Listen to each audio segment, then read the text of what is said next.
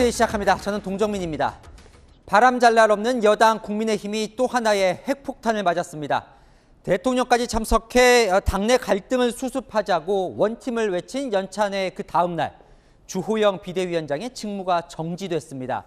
법원이 이준석 전 대표의 손을 들어 가처분 신청을 인용한 거죠. 비상 상황이 아닌데 당시 당 지도부가 비상 상황을 만들어냈다는 게 이유입니다. 예상치 못한 결과에 국민의힘은 다시 혼란에 빠졌는데요. 이 법원 결정 내용부터 백승현 기자 보도 보시고 국민의힘으로 가보겠습니다. 국민의힘은 지난 9일 전국위원회 의결로 주호영 비상대책위원장을 선출했습니다. 비상대책위원장은 주호영 의원으로 가결되었음을 선포합니다. 하지만 오늘 법원은 주 비대위원장의 직무집행을 정지시켰습니다. 비대위를 설치할 정도의 비상 상황이 아니었던 게 가장 큰 이유였습니다. 국민의힘 당원은 당대표 거리나 최고위원회의 기능 상실에 준하는 상황을 비상 상황으로 규정하고 있습니다. 법원은 당원권이 정지된 이준석 전 대표가 6개월간 대표직을 비우고 권성동 원내대표가 직무대행을 맡은 건 당대표 거리로 볼 수 없다고 판단했습니다.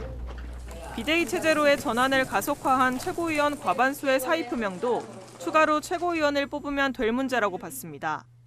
재판부는 일부 최고위원들이 지도체제 전환을 위해 비상 상황을 만들었다며 정당 민주주의에 반하는 결정이라고 지적했습니다.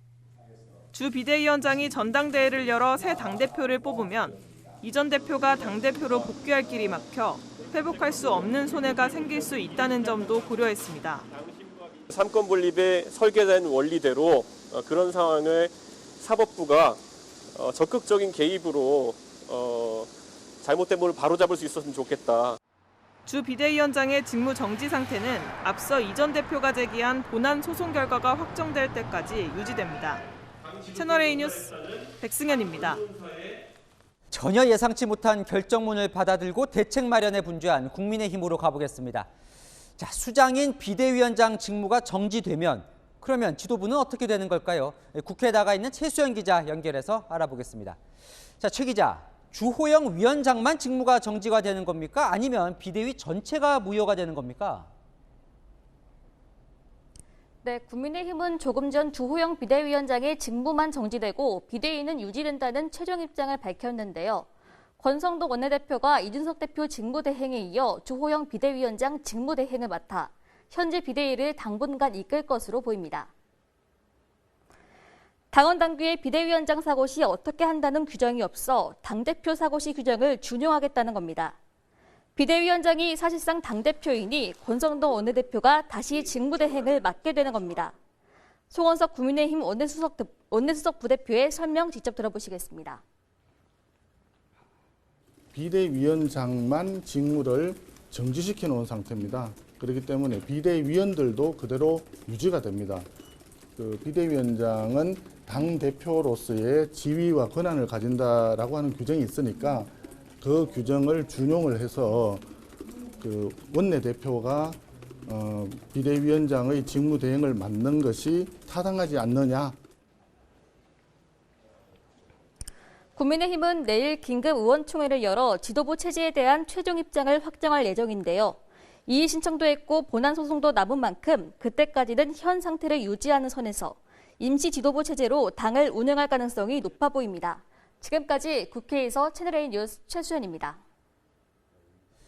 우리는 병에 걸려 아파 죽겠는데 제3자가 당신 안 아파 하는 꼴이다. 국민의힘은 당이 비상 상황이 아니었다는 판사 결정에 강하게 반발했습니다. 이 정당의 자율적인 결정을 판사가 재단했다고요. 결정 3시간 만에 즉각 이의 신청을 냈는데 이 판사의 정치 성향까지 거론하면서 반발했습니다. 김호영 기자입니다. 국민의힘이 이준석 전 대표가 제기한 가처분 신청 결과에 대한 이의 신청을 법원에 제출했습니다. 정당 자치의 헌법 원칙을 훼손한 결정으로 도저히 납득할 수가 없습니다. 즉시 이의 신청을 했고 그 이후에 필요한 법적 조치를 취할 예정입니다. 비상 상황이라는 부분은 정당 내부 의사결정인데 사법적 잣대를 들이댄 것이 이례적이라는 이유에서입니다. 국민의힘은 법원이 정치 영역에 관여하게 된 점을 지적하기도 했습니다. 심하게 표현하면 어떻게 보면 법원이 정당의 정치에 관여하는 결과가 되는 그런 상황인 것 같습니다. 특히 법원이 지난 23일 다음 주 이후에 결정하겠다고 밝힌 뒤 오늘 기습적으로 결과를 발표한 점도 비판했습니다. 윤석열 대통령까지 참석한 연찬회가 마무리되는 날 결과를 발표하는 건 정치적 의사결정이라는 겁니다. 국민의힘은 재판장의 정치적 성향도 거론했습니다. 재판장이 특정 연구 모임 출신으로 편향성을 가지고 있고 하기 때문에 이상한 결과가 나올 거라는 우려가 있었지만은 저는 그걸 믿지 않고 있었는데 그 우려가 현실화된 것 같습니다. 국민의힘은 이의 신청이 받아들여지지 않을 경우 고등법원에 항고할 계획입니다. 채널A 뉴스 김호영입니다. 오늘 결정으로 내부에선 희비가 걸렸습니다. 이준석 전 대표 측은 역사적 판결이라고 평가하면서 권성동 원내대표를 포함한 지도부 사퇴를 촉구했습니다. 친윤계 의원들은 말을 아꼈지만 내부적으로는 당혹스러워하는 분위기가 역력한데요. 여러 의원들 속내까지 좀 들어봤습니다. 홍지은 기자입니다. 이준석 전 국민의힘 대표 측은 법원 결정 2시간여 만에 입장문을 내고 존중의 뜻을 밝혔습니다. 이 전 대표 변호인단은 정당 민주주의를 위반한 헌법 파괴 행위에 대한 역사적 판결이라고 평가한 뒤 당을 향해 법원의 판단을 이행하라고 압박했습니다. 당에서 주호영 비대위원장 직무만 정지한 채 비대위 체제를 유지하겠다고 하자 비대위 자체가 무효라는 추가 입장문도 냈습니다. 변호인단은 국민의힘 주장은 사법부를 무시하겠다는 의도라며 과거 4.4 5.입 개헌 때 독재 정권의 해석과 같다고 비난했습니다. 이 전 대표 측은 사태를 만든 주범은 책임지고 물러나는 게 맞다며 권성동 원내대표의 사퇴도 촉구했습니다. 당에서는 대신 만약 인용이 나오면은 책임 소재를 가려야겠죠. 누가 이런 무리한 일을 벌였느냐에 대해 가지고 안 가리고는 안 되는 상황이 올 겁니다. 이 전 대표는 채널A와 통화에서 당분간 지방에 머물며 향후 행보를 고심할 예정이라고 말했습니다. 대구 경북 지역 유권자들과 만나는 장외 여론전을 계획하고 있는 것으로 알려졌습니다. 기각 가능성을 점쳤던 친윤계 의원들은 공식 언급을 자제했지만 내부적으로는 당혹스러워하며 대응책 마련에 고심하는 분위기입니다. 친윤계 내부 책임론 공방도 벌어질 가능성이 있습니다. 한 친윤계 의원은 비대위 전환이 매끄럽지 않아 논란의 소지가 생긴 점을 지적하며 권 원내대표 등 지도부가 모두 물러나고 아예 새 판을 짜야 한다는 주장도 했습니다. 대통령실은 법원의 결정에 입장을 내는 건 부적절하다며 말을 아꼈습니다. 채널A 뉴스 홍지은입니다.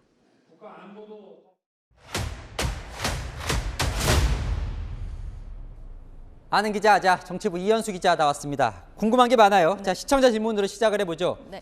간신히 수습 분위기였는데 법원 결정으로 더 혼란스러워졌다는 질문이신데 일단 어제 오늘 연찬회를 한 거 보면 여당은 전혀 예상을 못했던 것 같죠. 네, 그랬죠. 법원 판결의 내용뿐만 아니라 오늘 발표가 될 거란 것도 국민의힘 내에서는 아무도 예상을 하지 못했습니다.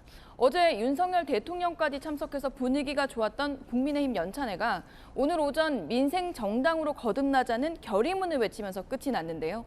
불과 30분 뒤에 서울로 돌아오는 버스 속에서 법원에 주호영 비대위원장 직무 정지라는 결정을 받아든 겁니다. 네, 자 오늘 그래서요. 이 법원 결정으로 달라지는 게 뭡니까? 정확히 좀 알려주세요. 네, 법원 주문을 우선 그대로 보여드리고 설명을 해드리겠습니다.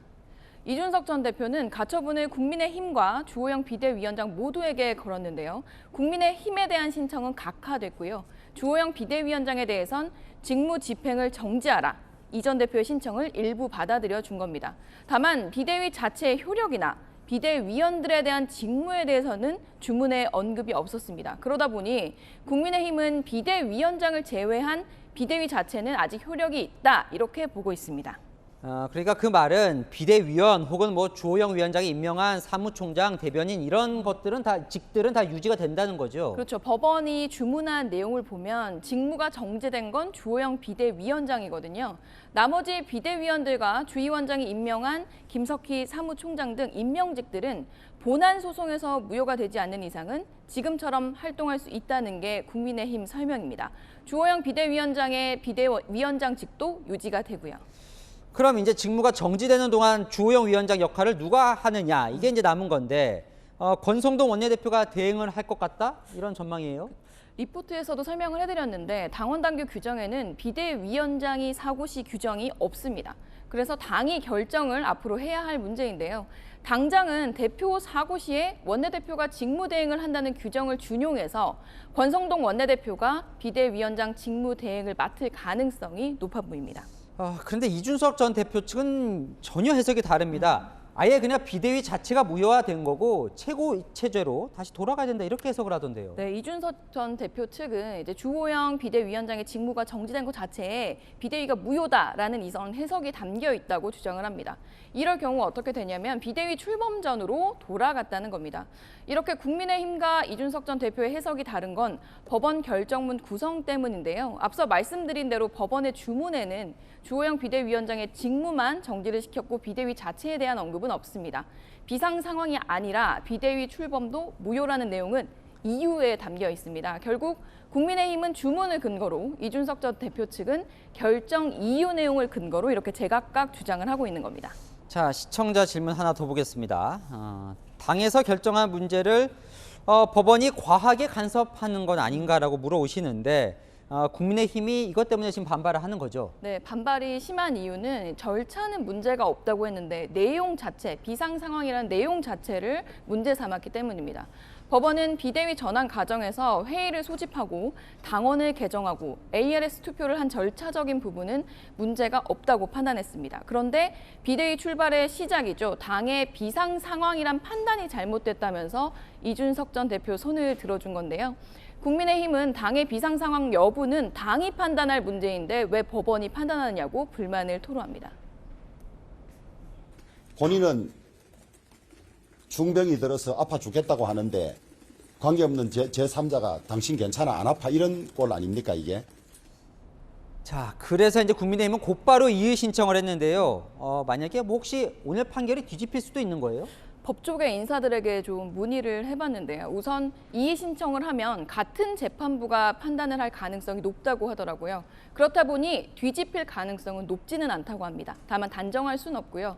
이의 신청이 안 받아들여지면 국민의힘은 항고, 재항고까지 가겠다 이런 강경한 입장입니다. 자, 이준석 전 대표 점점 이제 당내에서 외로워지고 있었는데 명예회복은 좀 한 겁니까 그럼?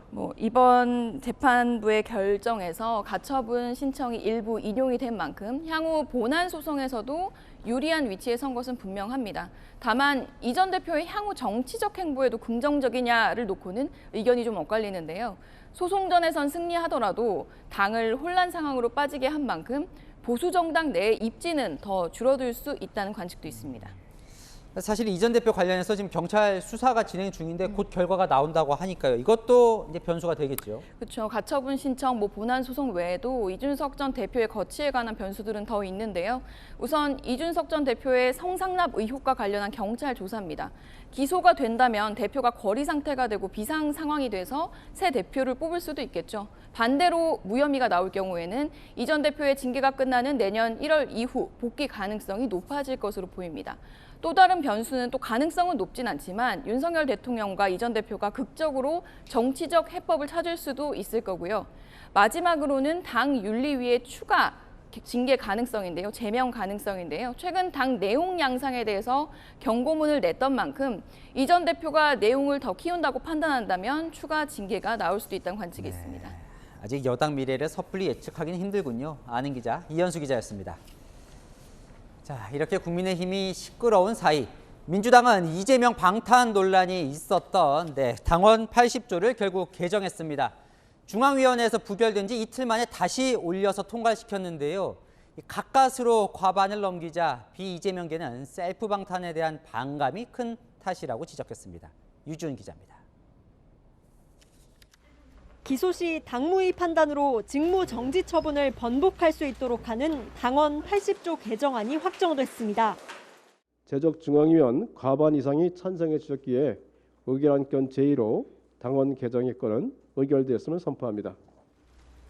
찬성이 제적 과반에 미치지 못해 중앙위에서 부결된 지 이틀 만입니다.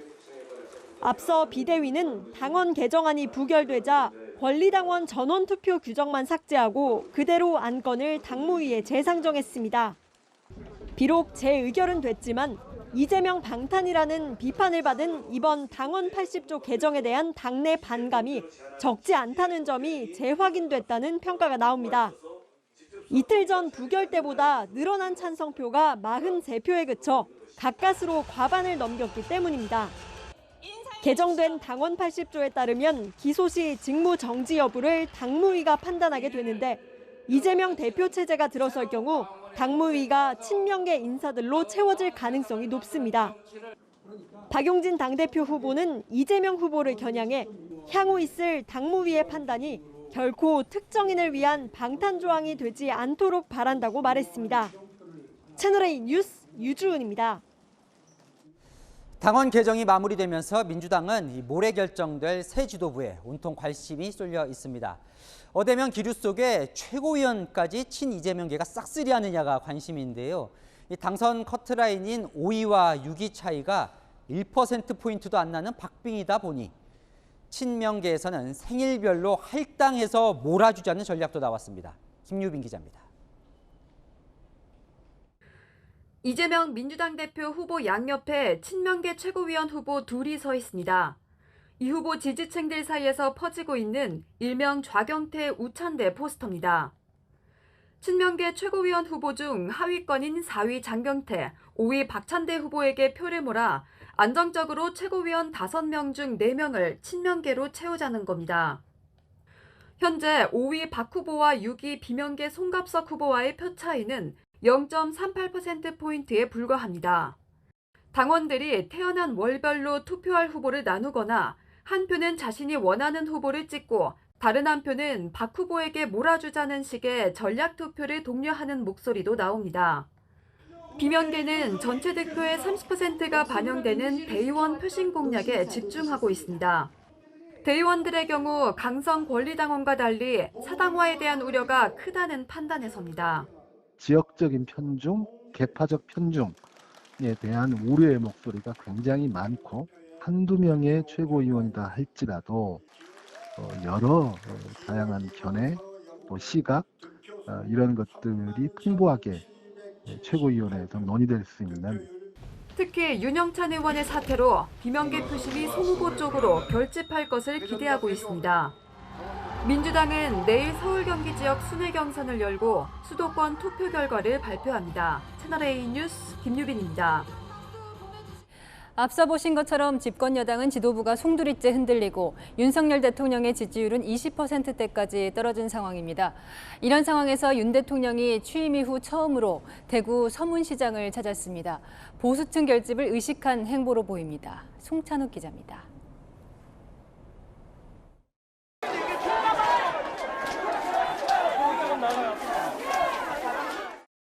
윤석열 대통령이 대구 서문시장에 도착하자 환영 인파들의 환호성이 터져나옵니다. 윤 대통령은 즉석 연설로 화답했습니다. 제가 어려울 때도 우리 서문시장과 대구 시민 여러분들 생각하면 힘이 납니다, 여러분. 오늘 제가 기준 받고 가겠습니다. 고맙습니다. 상인회와 만나서도 여러분의 열정적인 지지로 이 위치에까지 왔으니까 미흡한 점이 많더라도 많이 도와주길 부탁한다고 말했습니다. 윤 대통령의 대구 방문은 취임 후 2번째인데 서문시장을 찾은 건 처음입니다. 그래, 이거 하나 사지 뭐. 어? 네. 이거 하고 여사님 쓰실 거고 화이트를 좋아하신다고 하셔가지고. 아, 그래요? 예. 그럼 뭐 한번 그래, 하나 좀 주세요. 한국갤럽 정례조사에서 윤 대통령의 지지율은 20%대를 좀처럼 벗어나지 못하고 있습니다. 다만 지난주 28%까지 떨어진 대구 경북 지역 지지율은 39%로 반등했습니다. 대구 방문을 통해 우선 보수층 재결집부터 시도하는 것으로 분석됩니다. 윤 대통령은 대구에서 첫 규제 혁신 전략 회의도 주재했습니다. 현실에 맞지 않는 그 법령 한 줄, 이 규제 하나가 기업의 생사를 갈릴 수 있습니다. 정부는 오늘 회의를 통해 기업의 경영 활동을 위축시킨다는 판단으로 경미한 위반 행위에 대해 형사처벌 대신 행정제재로 전환하는 등 32개 형벌 조항을 고치기로 했습니다. 채널A 뉴스 송찬욱입니다. 윤석열 대통령을 비롯한 대통령실 고위 관계자들의 재산이 새 정부 출범 후 처음으로 공개됐습니다. 윤 대통령 부부의 재산은 76억 원인데 이 중 71억 원이 김건희 여사의 재산입니다. 한수아 기자가 보도합니다. 윤석열 대통령은 취임 후 첫 재산 등록에서 76억 3,900만 원의 재산을 신고했습니다. 검찰총장에서 퇴직한 지난해 3월보다 4억 7천만 원이 늘었는데 서울 서초동 자택의 공시지가와 퇴직금 수령에 따른 예금이 늘었습니다. 신고된 재산 대부분은 김건희 여사 소유로 윤 대통령 본인 명의 재산은 5억 2천만 원 정도로 전액 예금입니다. 나머지 71억여 원은 김건희 여사 명의로 서울 서초동 사저를 포함해 49억 9천만 원의 예금, 3억 원 정도의 경기도 양평 땅 등이 포함됐습니다. 저는 뭐 재산이 별로 없고 대부분이 저희 집사람 재산이고 형성 과정이야 뭐 제가 150이 넘어서 했는데. 예. 대통령실 참모 가운데는 김태효 국가안보실 1차장이 120억 원을 신고해 재산이 가장 많았습니다. 윤 대통령 부부와 같은 서초동 아파트와 상가 등 부부가 90억 원대 건물을 신고했습니다. 이어 64억 원을 신고한 안상훈 사회수석, 각각 51억 원과 48억 원을 신고한 김성한 국가안보실장과 김대기 비서실장이 뒤를 이었습니다. 이번에 공개된 대통령실 주요 참모 13명의 평균 재산은 34억 3천만 원입니다. 지난 6월 이후 임명된 김은혜 홍보수석 등의 재산은 이번에 반영되지 않았습니다. 국무위원 가운데는 이종호 과학기술정보통신부 장관이 부동산과 예금 등으로 160억 원을 신고해 재산이 가장 많았습니다. 채널A 뉴스 한수아입니다.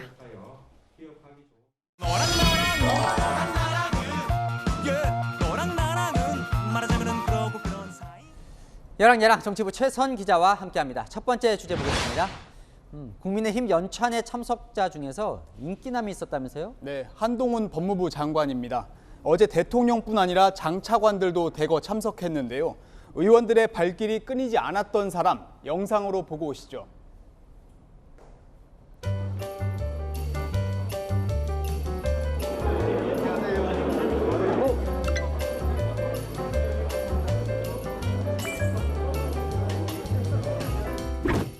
강요들하고 의원들하고 기념 촬영 좀 덜어 있었습니다. 제일 인기가 많았던 건 역시 한동훈 장관. 네, 공개적으로 말을 했는데 의원들이 돌아가면서 한 장씩 이렇게 한 장관과 사진도 찍었나 보군요. 네, 맞습니다. 보시는 것처럼 한동훈 장관과 찍은 사진을 SNS에 올린 의원들도 꽤 많았습니다. 글쎄요, 의원들이 좀 쑥스럽지 않았을까요? 사진 찍자고 이렇게 제안을 했을 텐데. 네, 제가 한 장관과 사진을 찍은 의원에게 당시 분위기를 좀 물어봤는데요. 중진 김영선 의원이 한 장관에게 사진 촬영을 제안해서 찍자 다른 의원들도 따라서 찍었다고 합니다. 그러면서 한동훈 장관이 인기가 좋다 보니 의원뿐 아니라 당직자, 다른 부처 공무원, 연수원 직원들도 와서 사진을 찍었다고 전했습니다. 한 장관이 인기남이라고 했는데 대통령도 갔으니 대통령과도 좀 찍었겠죠, 의원들이? 네, 의원들은 다양한 각도에서 윤석열 대통령과 함께한 인증샷을 올리기도 했는데요.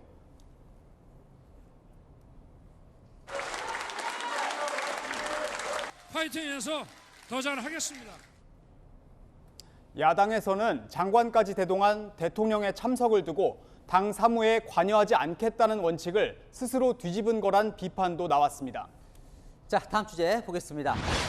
자, 대통령이 색다른 민방위복을 입고 있던데요. 이 노란 민방위복이 아예 사라지나 보죠? 네, 다들 민방위복 하면 노란색을 떠올리실 텐데요. 이번 주부터 윤 대통령이 청록색으로 옷을 바꿔 입었습니다. 이것도 영광인데. 예, 영광인데 전날에 이거는 뭐 밥 줘가지고 고추장 보리굴비라고 딱 먹으면 예 맛있습니다. 실전과 똑같은 연습만이 우리 국민의 생명과 국가의 안보를 굳건하게 지킬 수 있습니다.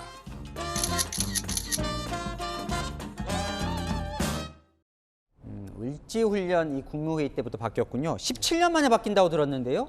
청록색으로 바뀌는 겁니까, 그럼? 네, 아직 확정된 건 아닙니다. 청록색은 시범 적용된 색상 중 하나인데요. 지난 6월 행정안전부가 국민 의견을 수렴한 결과 5가지 색상으로 좁혀졌습니다. 이상민 행안부 장관은 청록색과 다른 남색 민방위복을 입고 나오기도 했는데요. 기존 민방위복이 방수나 불에 취약해 개선은 필요하다는 게 정부 설명입니다. 사실 노란색이 워낙 익숙하긴 한데요. 국민들 반응은 좀 어떻습니까? 네, 색깔 관련해서. 의견이 분분한데요. 옷 색깔 바꿔서 뭐가 나아지나 하는 반대 의견과 함께 노란색보다는 낫다, 세련됐다 찬성 의견도 나옵니다. 색깔이 비슷한 드라마 오징어 게임의 복장이나 외국의 의상과 비교하는 글들이 올라오기도 했고요. 네, 사실 민방위복은요 주로 재난이나 훈련 같은 비상, 위기 상황 때 많이 입다 보니까 이 공직자들이 일하는 자세와도 많이 연관을 시키잖아요. 네, 맞습니다. 작년에는 민방위복을 입지 않고 을지 국무회의를 건너뛴 당시 정부를 향해 이런 비판도 나왔습니다. 원래는 8월 말에 을지 연습을 해야 하는데 올해는 코로나 상황 등등 때문에 못했습니다. 양복 입고 평시 국무회의 할 때는 코로나가 회의장을 안 덮치고 민방위복 입고 전시 업무할 때는 코로나가 알아서 감염시킵니까? 그렇지는 않다고 봐야 돼요. 민방위복 색깔을 바꾸는 것보다 중요한 건 국민의 안전을 책임지겠다는 투철한 사명감과 봉사하는 마음가짐이 아닐까 싶습니다. 네, 지금까지 여랑야랑이었습니다. 미국이 북미 지역에서 만들지 않은 전기차는 보조금을 주지 않기로 하면서 우리 자동차 업체들이 비상이라는 뉴스 전해드렸습니다. 이런 상황에 대해 채널A가 한국을 비롯한 동아태 지역 정책을 총괄하는 미국 국무부 차관보를 단독 인터뷰했습니다. 우리 측 우려를 충분히 들었고 미국으로 돌아가 고위층에 즉각 전달하겠다고 약속했습니다.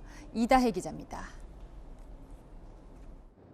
최근 미국에서 시행된 인플레이션 감축법으로 전기차 보조금 지원 대상에서 제외된 국산차들은 비상이 걸렸습니다. 바이든 행정부에서 한반도와 동아태 지역 정책을 담당하는 크리튼 브링크 미 국무부 차관보에게 해결 방안이 있는지 물어봤습니다. The recent enforcement of the law is expected to damage Korean companies such as Hyundai and Kia. Are there any changes can be made? We take those concerns very seriously. I pledge to convey those concerns immediately to senior levels of the U.S. government. 크리튼 브링크 차관보는 법안의 취지가 기후변화에 대응하는 미국의 의무라면서도 한국과 긴밀히 협의하겠다고 밝혔습니다. 미국이 주도하는 반도체 공급망 협력체 칩4가 중국을 배제한 것이라는 중국 측의 반발에 대해서는 특정 국가를 배제하는 것이 아니라는 입장을 강조했습니다. 그러면서도 한국 등 4개국 협의로 시작하는 것이 현명하다고 설명했습니다. 우리 정부의 사드 정상화에 대한 중국의 반발에도 쓴소리를 이어갔습니다. It's inappropriate for any other country to try to pressure or intimidate or coerce the Republic of Korea into abandoning its ability to defend itself. 윤석열 대통령의 담대한 구상에 대해서는 강력 지지 의사를 밝혔습니다. We've said repeatedly that we remain open to dialogue with North Korea without preconditions. So we think it is incumbent upon Pyongyang to respond positively to that offer. 크리튼 브링크 차관보는 앞서 김태효 국가안보실 1차장과 박진 외교부 장관을 만나 현안들을 논의했습니다. 채널A 뉴스 이다혜입니다. 뇌졸중으로 쓰러진 주인을 살려서 충견으로 이름을 알린 개가 학대로 숨지고 보신탕집에 넘겨졌습니다. 충견 복순이가 왜 이런 결말을 맞아야 했는지 공국진 기자가 취재했습니다.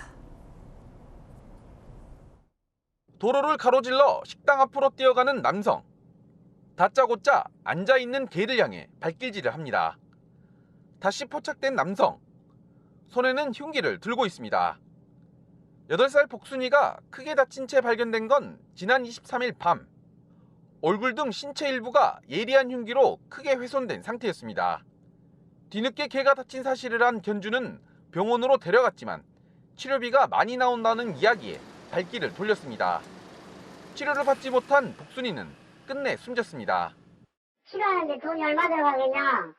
그러니까 이건 수술해야 될 것 같다 이렇게 하고 그러니까 가버렸어요. 치료 안 받다니까요. 복순이는 3년 전 견주의 남편이 뇌졸중으로 쓰러지자 크게 짖어 목숨을 살린 사연이 알려져 지역에선 충견으로 이름을 알렸습니다. 하지만 마지막은 씁쓸했습니다. 견주가 복순이를 보신탕집에 넘긴 겁니다.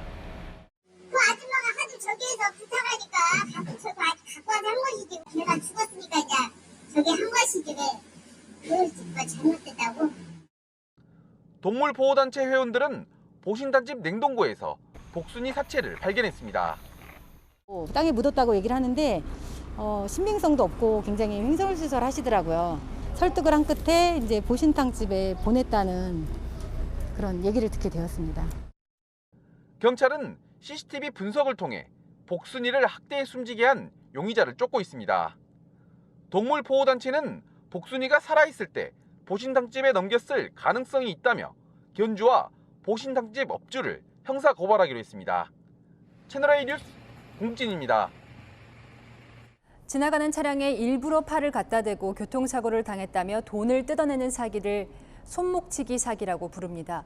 이런 수법으로 4,800만 원이나 가로챈 사기범이 경찰에 붙잡혔는데요. 어떤 식으로 손목치기를 하는지 영상으로 보시죠. 이솔 기자입니다.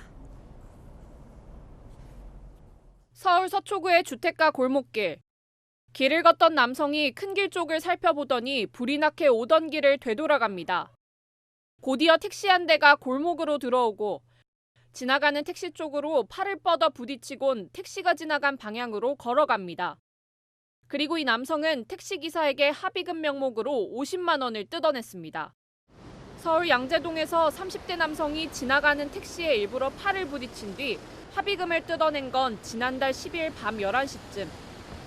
부딪힌 사실을 모르고 지나간 택시기사에게 뺑소니가 아니냐며 협박해 합의금을 받은 겁니다.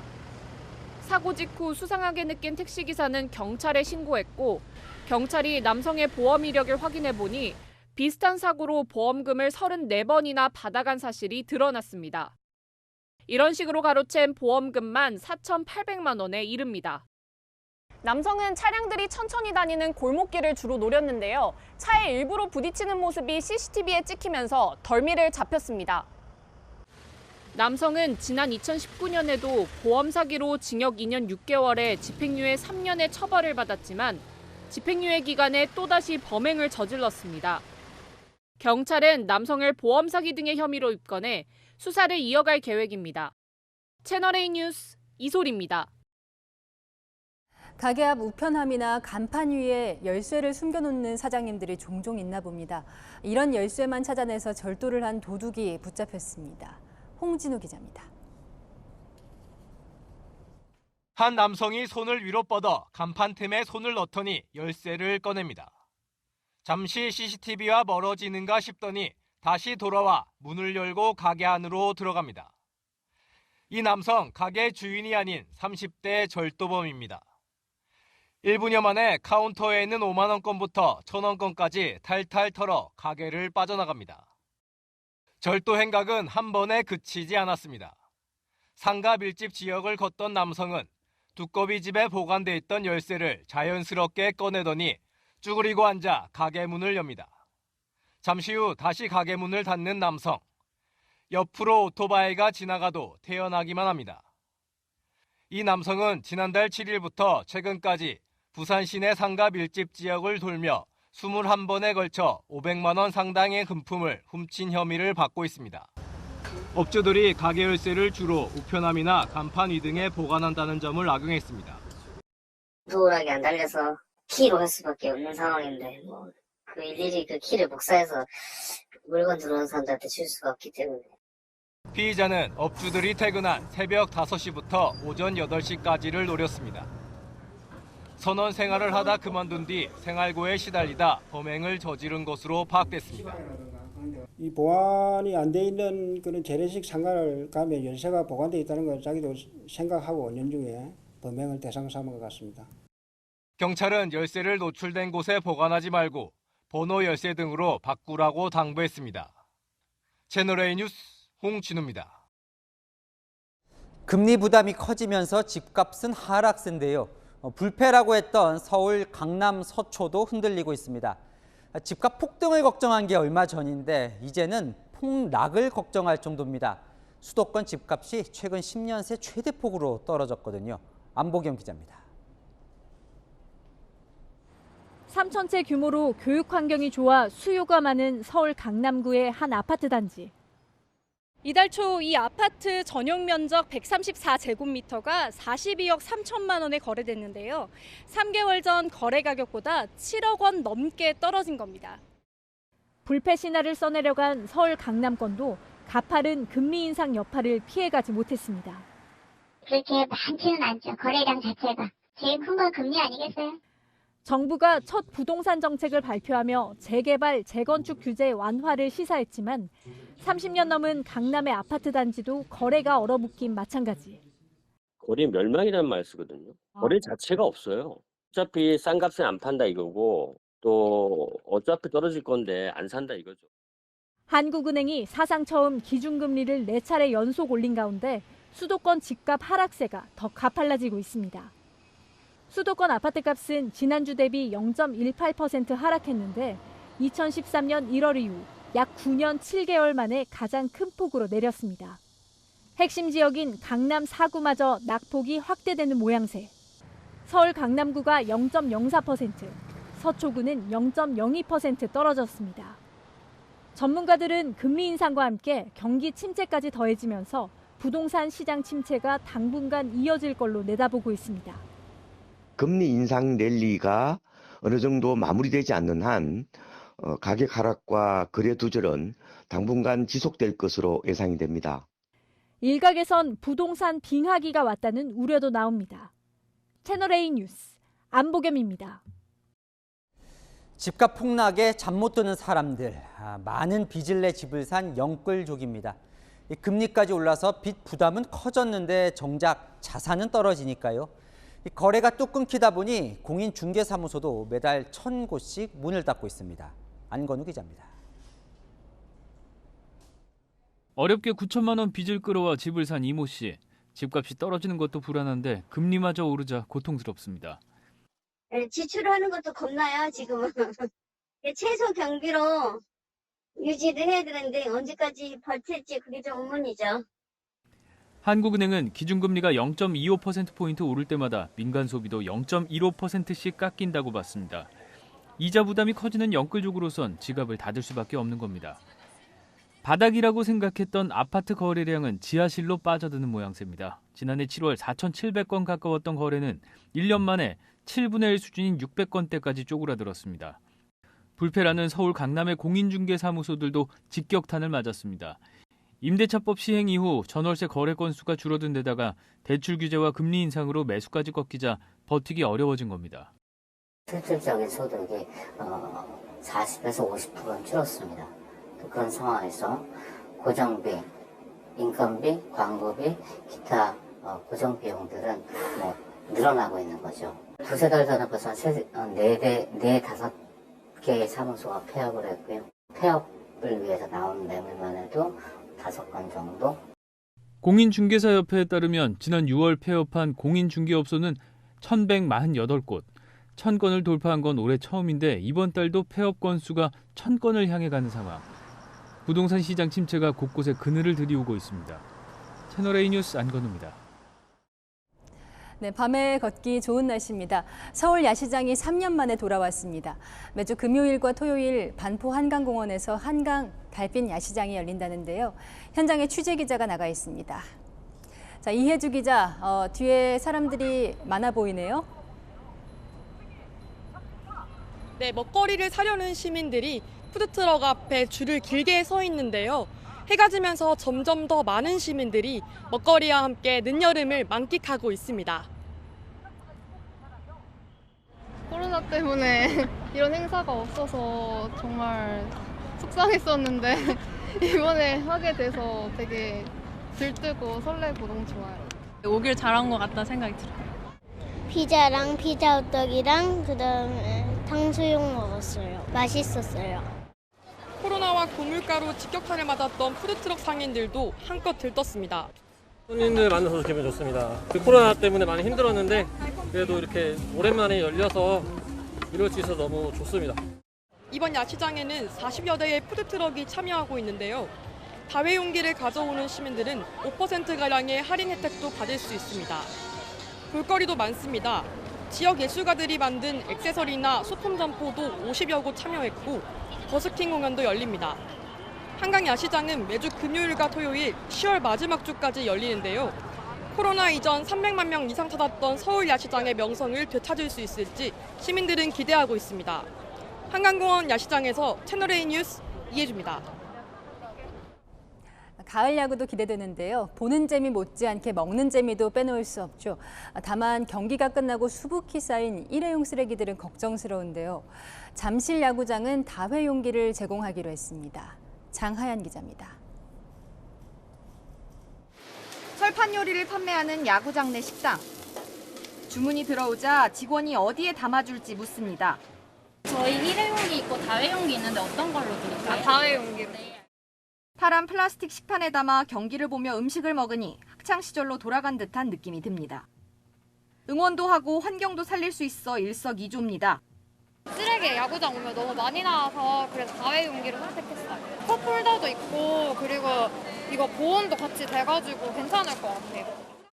적자는 돈을 주고 일회용품을 사야 했던 업주들도 반색입니다. 일회용품 가격도 많이 올랐는데 다회용기가 이제 비용 절감적인 면에서 가장 이제 크게 다가왔고요. 앞으로 한 달간 잠실구장 내 40개 매장에서 다회용기를 이용할 수 있습니다.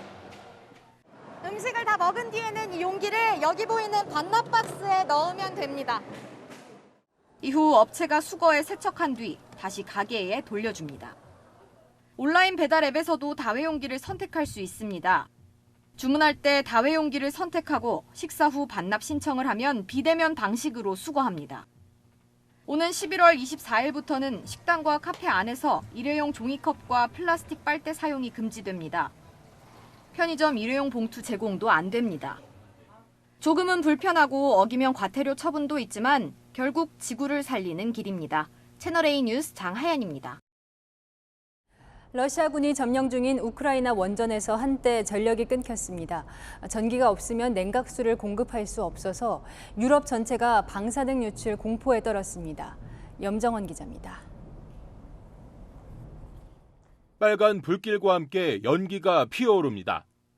러시아군이 점령 중인 유럽 최대 규모 자포리자 원전 바로 옆에 포탄이 떨어진 겁니다. 송전선이 훼손돼 원전에서 전력 공급이 중단되면서 가동 중이던 원자로 2개와 우크라이나 전력망이 끊겼습니다.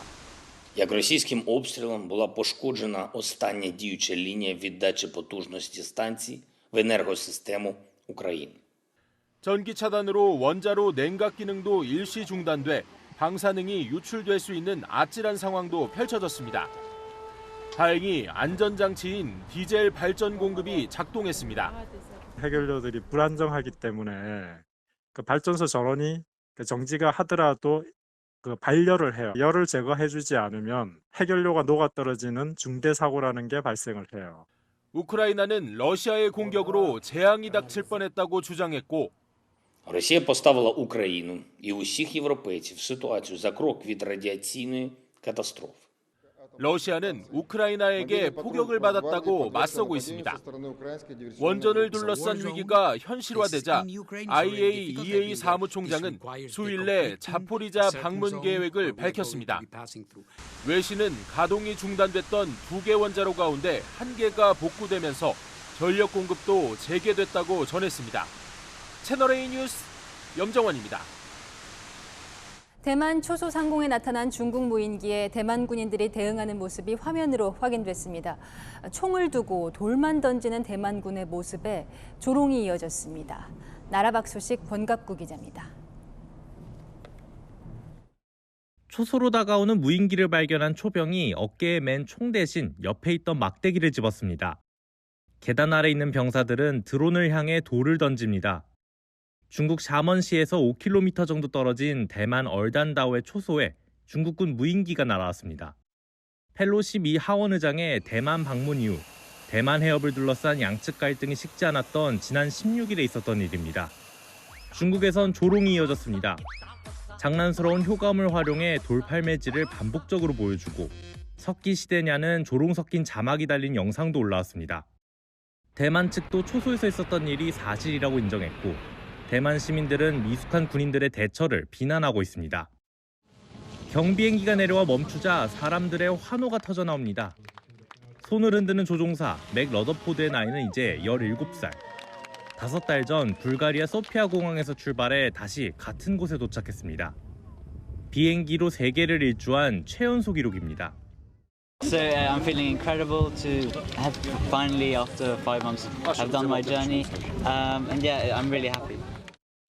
앞서 최연소 기록 보유자는 지난해 19살 나이로 세계 일주에 성공한 맥의 누나였습니다. 채널A 뉴스 권갑구입니다. 공이 담장을 넘어가면 홈런이죠. 그런데 담장을 넘어가지 않은 인사이드 더 파크 홈런도 아주 가끔 볼 수 있습니다. 어제 키움과 NC의 경기에서 나왔는데요. 조현선 기자와 함께 보시죠. 푸이그가 힘껏 휘두른 타구가 쭉쭉 뻗어나갑니다. 어디로 담장. 펜스를 맞고 튄 타구를 수비들이 찾아 헤매는 사이 전력 질주한 푸이그는 몸을 던져 홈플레이트를 먼저 터치합니다. 담장을 넘어가진 않았지만 어쨌든 홈런으로 기록됩니다. 보통 홈런은 공이 담장을 넘는 게 일반적입니다. 그런데 담장을 넘기지 않아도 타자가 홈까지 도달하면 결과적으로 홈런과 같은 겁니다. 이것을 인사이드 더 파크 홈런으로 부릅니다. 인사이드 더 파크 홈런은 15초간의 사투로 결정됩니다. 타자는 베이스당 대략 4초씩 걸려 대략 15초 만에 홈까지 들어옵니다. 그런데 타구가 펜스를 맞고 엉뚱한 곳으로 굴러갈 때 수비수는 15초 이상 허비합니다. 또는 몸을 던져 수비를 했는데 공이 뒤로 빠질 때나 바로 옆에 있는 공을 보지 못하는 경우에도 생깁니다. 타자가 홈까지 무혈 입성했더라도 수비수의 플레이가 실책으로 판정되면 홈런으로 인정되지 않습니다. 그래서 인사이드 더 파크 홈런은 1년에 2번 정도밖에 나오지 않습니다. 15초간의 사투로 만들어지는 인사이드 더 파크 홈런, 담장을 넘기는 홈런 이상으로 팬들에게 볼거리를 제공합니다. 채널A 뉴스 조현선입니다. 8월의 마지막 주말을 앞두고 초가을의 시원함이 느껴집니다. 무더위를 보낸 계절의 변화가 반갑기도 한데요. 이번 주말에 늦은 휴가를 가신다면 날씨가 덥겠습니다. 전국이 맑은 가운데 선선할 걸로 예상됩니다. 다만 큰 일교차엔 유의가 필요하겠습니다. 서울을 기준으로 아침엔 18도에서 서늘하게 출발해서 낮 동안 26도 안팎으로 오를 전망입니다. 내일 한낮 최고 기온이 중부지방은 26도로 예상돼 오늘보다 시원하겠고요. 이 부산을 비롯한 남부는 29도까지 오르며 오늘과 비슷하겠습니다. 낮 동안 자외선이 매우 강하겠습니다. 모자와 양산을 꼭 챙기셔야겠습니다. 미세먼지 농도는 좋음 단계로 예상되지만 오후에 대부분 오존 농도가 많이 짙어질 걸로 예상됩니다. 오후 3시까지는 바깥 활동을 삼가시는 게 좋겠습니다. 날씨였습니다. 여당에서 연이어 벌어지는 초유의 상황들, 할 말을 잃을 정도입니다. 현직 대표가 당원권 정지 중징계를 받고 그런 여당 대표는 연일 대통령을 공격하고요. 수습하겠다고 만든 비대위 위원장 오늘 직무 정지를 당했습니다. 정기국회 앞두고 여당의 리더십 공백, 이제 진짜 비상입니다. 하루하루 힘든 국민 생각한다면 각자 이해관계 내려놓고 수습하는 게 최소한의 도리 아닐까요? 오늘 국민의힘이 연찬회 후에 스스로 결의한 내용으로 마침표 찍겠습니다. 집권 여당의 책임은 무한입니다. 뉴스에 마칩니다. 감사합니다.